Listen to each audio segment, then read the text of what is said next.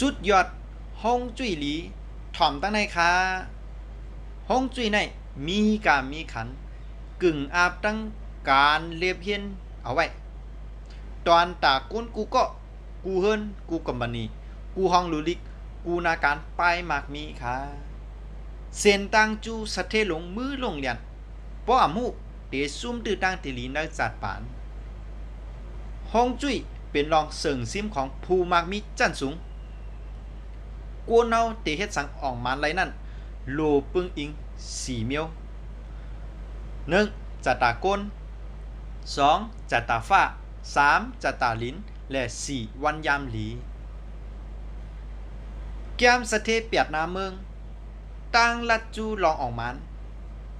และลองป้ายมักมีในนาการตีเตแหลกลายกูเปียกย่ำตีสูยามเฮียนหูมาอยู่ใน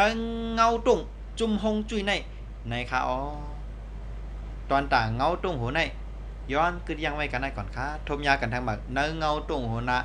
สลาตื้นดีสลากาปันมาว่นถึงโจจตะว่นถึงสลาตื้นดีมาสูงค่า